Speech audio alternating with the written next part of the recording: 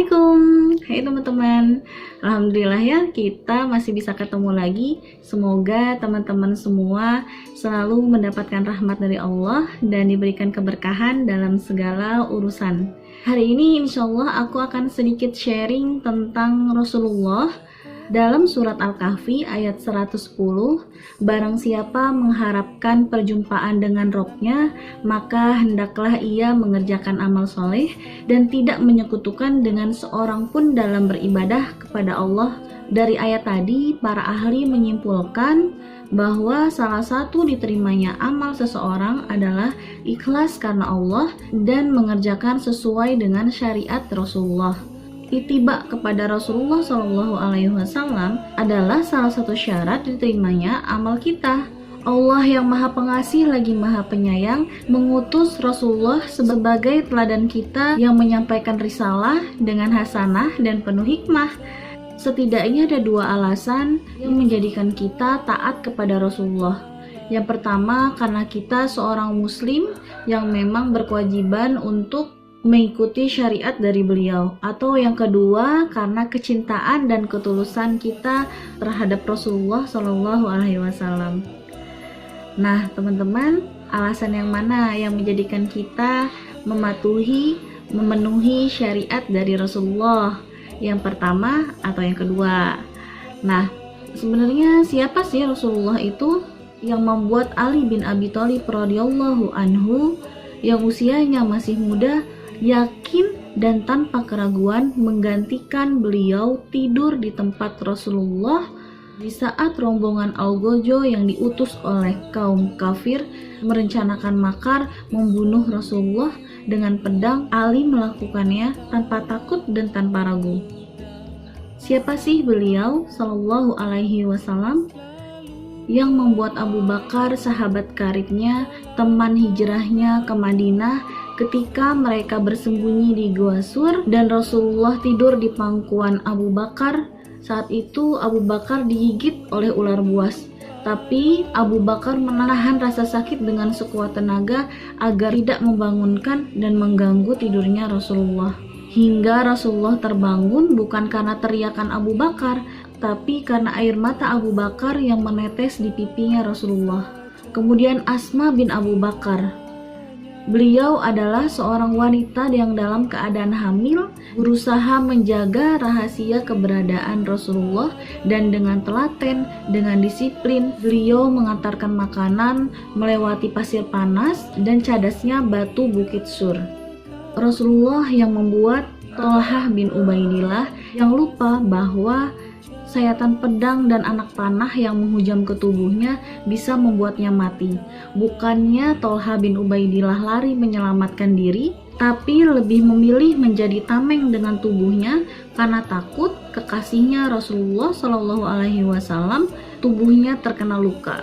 Rasulullah yang membuat para sahabatnya berkumpul di hari Jumat pada saat Haji Wada yang tidak mampu menahan air mata dan tangis mendengar nasihat dan pesan terakhir dari Rasulullah SAW. Rasulullah yang membuat malaikat pencabutnya meminta izin masuk kepada Fatimah radhiyallahu anha. Rasulullah yang membuat malaikat Jibril tidak tega menyaksikan sakratul maut yang dirasakan oleh Rasulullah SAW. Beliau yang membuat Umar bin Khattab menghunuskan pedangnya dan berkata, barang siapa yang mengucapkan Rasulullah telah mati, maka akan aku penggal lehernya.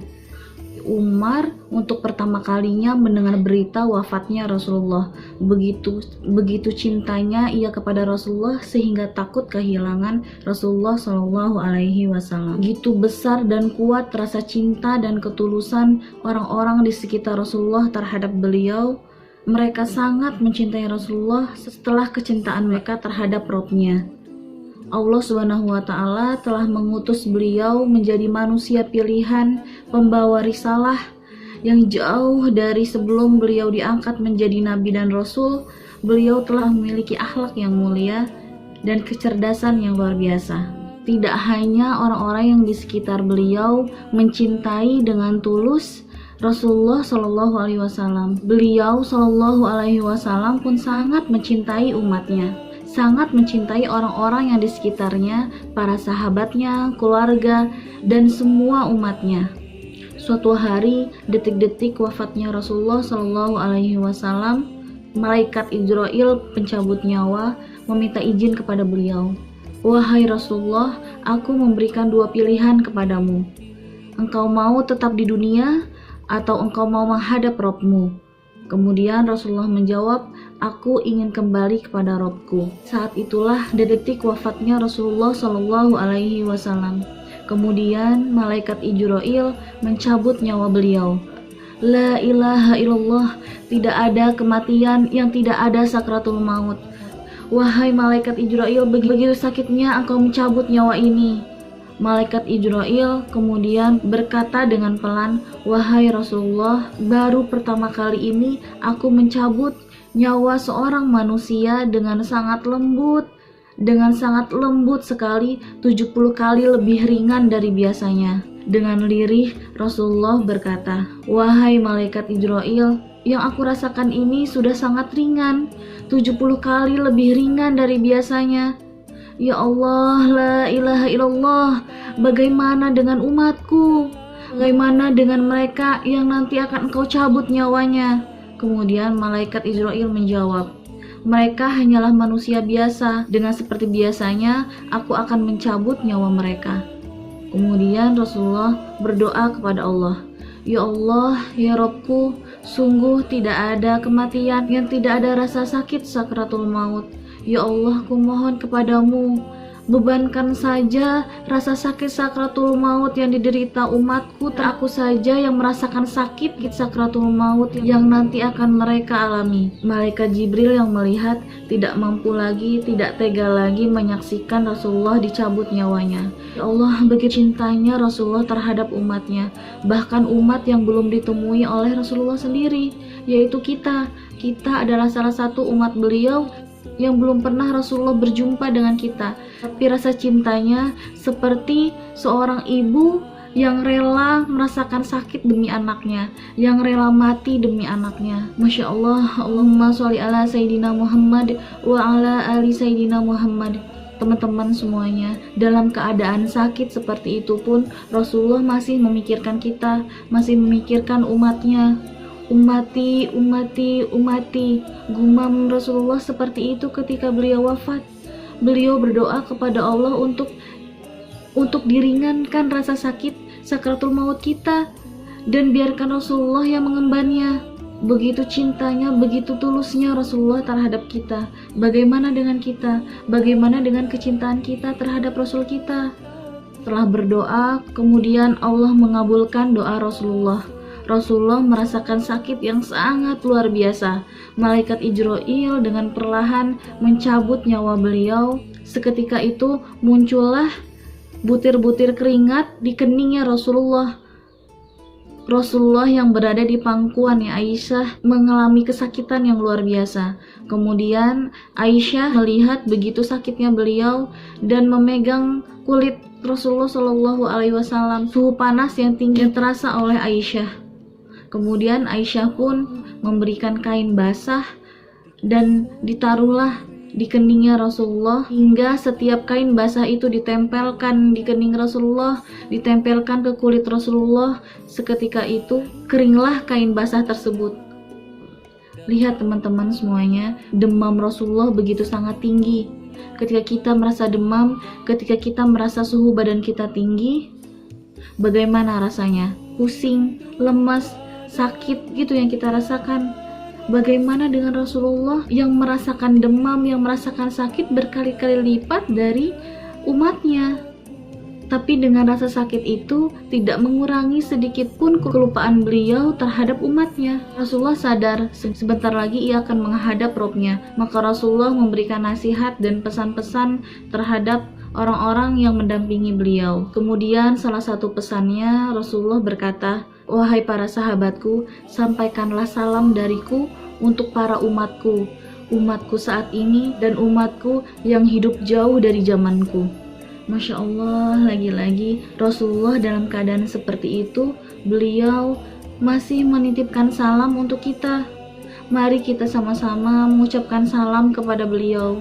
Assalamualaikum ya Rasulullah, Assalamualaikum ya Hasbiballah, Assalamualaikum ya Nabiullah. Ya Allah, sampaikanlah salam kami kepada tauladan terbaik kami, Nabi Muhammad SAW.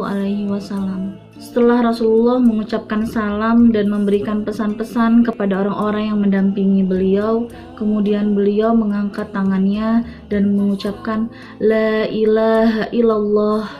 Dan saat itu pula tangannya terjatuh dan ditangkap oleh tangan istrinya, Siti Aisyah radhiyallahu anha. Seketika Aisyah sadar bahwa kekasih tercintanya telah menghadap Allah Subhanahu wa taala.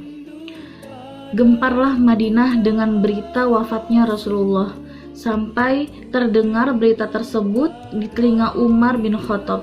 Kemudian Umar bin Khattab sambil menghunuskan pedangnya, barang siapa yang mengucapkan Rasulullah mati, maka aku akan penggal lehernya. Itu adalah ungkapan rasa cinta dan takut kehilangan dari Umar bin Khattab terhadap Rasulullah SAW. Hingga Abu Bakar datang dan menasihatinya. Tidak ada manusia yang tidak merasakan kematian. Ya, begitulah teman-teman, detik-detik wafatnya Rasulullah yang beritanya menggemparkan penduduk Madinah. Sungguh banyak sekali yang terjadi ketika Rasulullah wafat. Dan teman-teman, yang perlu kita tahu adalah Rasulullah masih mengekspresikan cintanya hingga di detik nafasnya yang terakhir. Ummati, ummati, ummati. Gumam beliau tersebut adalah bahasa cinta untuk kita, bahasa cinta untuk umatnya yang belum pernah ia jumpai sekalipun, umatnya yang jauh dari zamannya.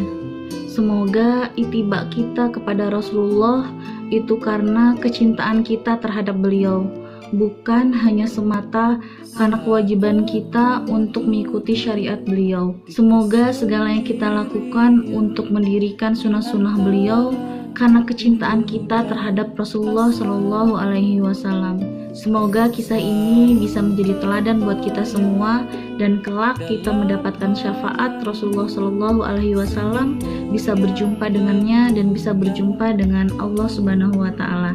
Amin. Amin ya rabbal alamin. Terima kasih buat semuanya. Jangan lupa like, comment, and subscribe.